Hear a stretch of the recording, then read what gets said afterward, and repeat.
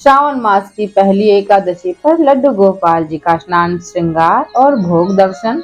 जय श्री कृष्ण प्यारे भक्तों, राधे राधे। कैसे हैं आप सब? कान्हा जी की कृपा से आप सब अच्छे होंगे। तो भक्तों, सावन मास की आज पहली एकादशी है। आज है कामिका एकादशी और आज मैंने कान्हा जी को विशेष स्नान कराया है। आज मेरे यहाँ सुबह सुबह ही बारिश शुरू हो गई, तो मैंने सोचा कि क्यों ना आज कान्हा जी को बारिश में स्नान कराया जाए। तो भक्तों, मौसम का आनंद लेते हुए अब बढ़ते हैं अपने कान्हा जी की तरफ और उनको कराते हैं स्नान। और कान्हा जी तो मस्ती करने में ही सबसे आगे हैं, ये तो आप सभी को पता है। इनको तो बस मौका मिलना चाहिए मस्ती करने का। बारिश काफी तेज हो रही है। बारिश होते ही सारे पेड़ पौधे कितने अच्छे से खिल जाते हैं, खिलखिलाने लगते हैं। कितना आनंद आता है इस मौसम में। अब कान्हा जी मेरे विराजमान हो गए हैं, मौसम का आनंद ले रहे हैं और बारिश का मजा ले रहे हैं। तो इनका स्नान शुरू हो गया है। मैंने इनको छोटे से टब में कुर्सी पर रखकर उसी टब में इनको बिठा दिया है। तो भक्तों, जब तक कान्हा जी का स्नान श्रृंगार हो रहा है, तब तक चलिए कुछ धर्म की और अध्यात्म की बातें हो जाएं। भक्तों, कामिका एकादशी का महत्व जानते हैं। अर्जुन ने कहा, हे प्रभु, मैंने आषाढ़ माह के शुक्ल पक्ष की देवशयनी एकादशी का सविस्तार वर्णन सुना है, तो अब आप मुझे श्रावण माह के कृष्ण पक्ष की एकादशी की कथा सुनाने की कृपा करें। इस एकादशी का नाम क्या है? इसकी विधि क्या है? इसमें किस देवता का पूजन होता है? इसका उपवास करने से मनुष्य को किस फल की प्राप्ति होती है? भगवान श्री कृष्ण ने कहा, हे श्रेष्ठ धनुर्धर, मैं श्रावण माह की पवित्र एकादशी की कथा सुनाता हूँ। ध्यान पूर्वक श्रवण करो। एक बार इस एकादशी की पावन कथा को भीष्म पितामह ने लोकहित के लिए नारद जी से कहा था। एक समय नारद जी ने कहा, हे पितामह, आज मेरी श्रावण के कृष्ण पक्ष की एकादशी की कथा सुनने की इच्छा है, अतः आप इस एकादशी की व्रत कथा विधान सहित सुनाइए। नारद जी इच्छा को सुन पितामह भीष्म ने कहा, हे नारद जी, आपने बहुत ही सुंदर प्रस्ताव किया है। अब आप बहुत ध्यान पूर्वक इसे श्रवण कीजिए। श्रावण माह के कृष्ण पक्ष की एकादशी का नाम कामिका एकादशी है। इस एकादशी की कथा सुनने मात्र से ही वाजपेयी यज्ञ के फल की प्राप्ति होती है। कामिका एकादशी के उपवास में शंख चक्र गदाधारी भगवान विष्णु का पूजन होता है। जो मनुष्य इस एकादशी को धूप दीप नैवेद्य आदि से भगवान विष्णु की पूजा करते हैं, उन्हें गंगा स्नान के फल से भी उत्तम फल की प्राप्ति होती है। सूर्य ग्रहण और चंद्र ग्रहण में केदार और कुरुक्षेत्र में स्नान करने से जिस पुण्य की प्राप्ति होती है, वह पुण्य कामिका एकादशी के दिन भगवान विष्णु की भक्ति पूर्वक पूजा करने से प्राप्त हो जाता है। भगवान विष्णु की श्रावण माह में भक्ति पूर्वक पूजा करने का फल समुद्र और वन सहित पृथ्वी दान करने के समय फल से भी ज्यादा होता है। व्यातपात में गंडकी नदी में स्नान करने से जो फल प्राप्त होता है, वो फल भगवान की पूजा करने से मिल जाता है।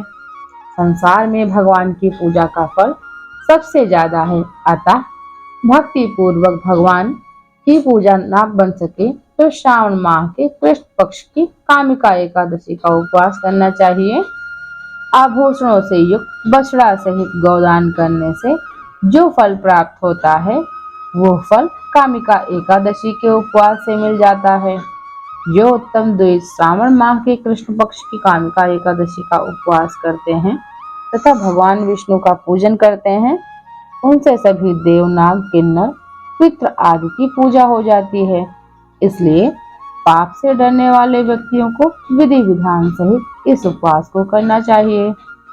संसार सागर तथा पापों में फंसे हुए मनुष्यों को इनसे मुक्ति के लिए कामिका एकादशी का व्रत करना चाहिए। कामिका एकादशी के उपवास से भी पाप नष्ट हो जाते हैं। संसार में इससे अधिक पापों को नष्ट करने वाला कोई और उपाय नहीं है। हे नारद जी, स्वयं भगवान ने अपने मुख से कहा है कि मनुष्यों को अध्यात्म से जो फल प्राप्त होता है, उससे अधिक फल कामिका एकादशी का व्रत करने से मिल जाता है। अतः इस उपवास के करने से मनुष्य को न यमराज के दर्शन होते हैं और न ही नरक के कष्ट भोगने पड़ते हैं। वह स्वर्ग का अधिकारी बन जाता है। जो मनुष्य इस दिन तुलसी दल से भक्ति पूर्वक भगवान विष्णु का पूजन करते हैं, वे इस संसार सागर में रहते हुए भी इस प्रकार अलग रहते हैं। इस प्रकार कमल पुष्प जल में रहता हुआ भी जल से अलग रहता है। तुलसी दल से भगवान श्री हरि का पूजन करने का फल एक बार स्वर्ण व 4 बार चांदी के दान के बराबर है। भगवान विष्णु रत्न मोती मणि आदि आभूषणों की अपेक्षा तुलसी दल से अधिक प्रसन्न होते हैं। जो मनुष्य प्रभु का तुलसी दल से पूजन करते हैं, उनके सभी पाप नष्ट हो जाते हैं। हे नारद जी, मैं भगवान की अति प्रिय श्री तुलसी जी को प्रणाम करता हूँ। तुलसी जी के दर्शन मात्र से मनुष्य के सभी पाप नष्ट हो जाते हैं और शरीर के स्पर्श मात्र से मनुष्य पवित्र हो जाता है। तुलसी जी को जल से स्नान कराने से मनुष्य की सभी यम यातनाएं नष्ट हो जाती हैं। जो मनुष्य तुलसी जी को भक्ति पूर्वक भगवान के श्री चरण कमलों में अर्पित करता है, उसे मुक्ति मिलती है। इस कामिका एकादशी की रात्रि को जो मनुष्य जागरण करते हैं और दीपदान करते हैं, उनके पुण्यों को लिखने में चित्रगुप्त भी असमर्थ हैं। एकादशी के दिन जो मनुष्य भगवान के सामने दीपक जलाते हैं, उनके पितर स्वर्गलोक में अमृत का पान करते हैं। भगवान के सामने जो मनुष्य घी या तिल के तेल का दीपक जलाते हैं, उनको सूर्यलोक में भी सहस्त्रों दीपकों का प्रकाश मिलता है। आइए भक्तों, अब सुनते हैं कामिका एकादशी की व्रत कथा। एक गांव में एक वीर क्षत्रिय रहता था। एक दिन किसी कारणवश उसकी ब्राह्मणी से हाथापाई हो गई और ब्राह्मण की मृत्यु हो गई। अपने हाथों मरे गए ब्राह्मण की क्रिया उस क्षत्रिय ने करनी चाहिए, परंतु पंडितों ने उसे क्रिया में शामिल होने से मना कर दिया। ब्राह्मणों ने बताया कि तुम पर ब्रह्म हत्या का दोष है। पहले प्रायश्चित कर इस पाप से मुक्त हो, तब हम तुम्हारे घर भोजन करेंगे। इस पर क्षत्रिय ने पूछा कि इस पाप से मुक्त होने के क्या उपाय हैं। तब ब्राह्मणों ने बताया कि श्रावण माह के कृष्ण पक्ष की एकादशी को भक्ति भाव से भगवान श्रीधर का व्रत एवं पूजन कर ब्राह्मणों को भोजन करा के सदक्षिणा के साथ आशीर्वाद प्राप्त करने से इस पाप से मुक्ति मिलेगी। पंडितों के बताए हुए तरीके पर व्रत कराने वाली रात में भगवान श्रीधर क्षत्रिय को दर्शन देकर कहा कि तुम्हें ब्रह्म हत्या के पाप से मुक्ति मिल गई है। इस व्रत के करने से ब्रह्म हत्या आदि के सभी पाप नष्ट हो जाते हैं और इस लोक में सुख को भोग कर प्राणी अंत में विष्णु लोक को जाते हैं। इस कामिका एकादशी के महात्म के श्रवण व पठन से मनुष्य स्वर्ग लोक को प्राप्त करते हैं। भक्तों, कथा के बाद अब हम जानते हैं कि एकादशी के दिन पूजा कैसे करनी चाहिए और किन चीजों का विशेष ध्यान रखना चाहिए। एकादशी के दिन ब्रह्म मुहूर्त में उठकर सभी कामों से निवृत्त होकर स्नान कर लें। इसके बाद विष्णु जी का मनन करते हुए व्रत का संकल्प लें। इसके बाद पूजा घर में एक लकड़ी की चौकी में साफ पीला रंग का कपड़ा बिछा दें। इसके बाद इसमें श्री यंत्र के साथ भगवान विष्णु की मूर्ति या तस्वीर स्थापित करें।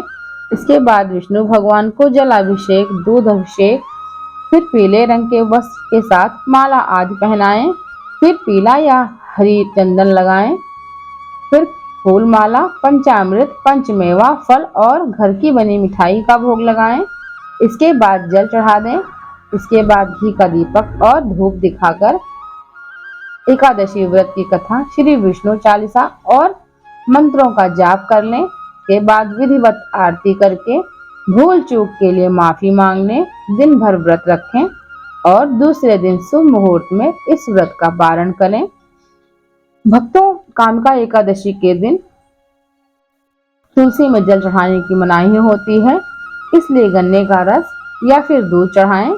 इसके साथ ही विधिवत पूजन करें। शाम के समय घी का दीपक अवश्य जलाएं और साथ ही विष्णु जी के इन मंत्रों का जाप अवश्य करें। ओम नमो भगवते वासुदेवाय, ओम नमो नारायणाय, श्रीमन्नारायण नारायण हरि हरि, अच्युतम केशवम कृष्ण दामोदरम, राम नारायणम जानकी वल्लभम, श्री कृष्ण गोविंद हरे मुरारी, हे नाथ नारायण वासुदेवा। और साथ ही सबसे आसान मंत्र है जो आप सब जानते हैं, ओम नमो भगवते वासुदेवाय, ओम नमो भगवते वासुदेवाय। ये मंत्र आप सारा दिन जप सकते हैं, किसी कार्य को करते हुए भी जप सकते हैं, पूजा करते हुए जप सकते हैं, किचन में काम करते हुए जप सकते हैं। आप किसी भी अवस्था और स्थिति में इस मंत्र का जाप करते रहें। भक्तों, एकादशी के दिन ये प्रयास करें कि आप किसी की निंदा ना ही अपने मुख से करें और ना ही श्रवण करें, क्योंकि ये भी एक प्रकार का पाप है, अपराध है। बुराई करना और सुनना दोनों ही पाप के भागीदार होते हैं। तो भक्तों, कामिका एकादशी पर कान्हा जी का स्नान श्रृंगार हो गया है, धूप दीप दिखाकर पूजन भी हो गया है, भोग भी इनको लग गया है। कान्हा जी का ये श्रृंगार, ये स्नान और भोग की वीडियो आपको कैसी लगी हमें कमेंट बॉक्स में जरूर बताएं। वीडियो अच्छी लगी हो तो वीडियो को लाइक करें, चैनल को सब्सक्राइब करें। मिलते हैं एक नई वीडियो में, तब तक के लिए अपना ध्यान रखें। कान्हा जी की कृपा आप सभी भक्तों पर सदैव बनी रहे। जय श्री कृष्णा, राधे राधे, जय श्रीमन्नारायण। ओम नमो भगवते वासुदेवाय। राधे राधे।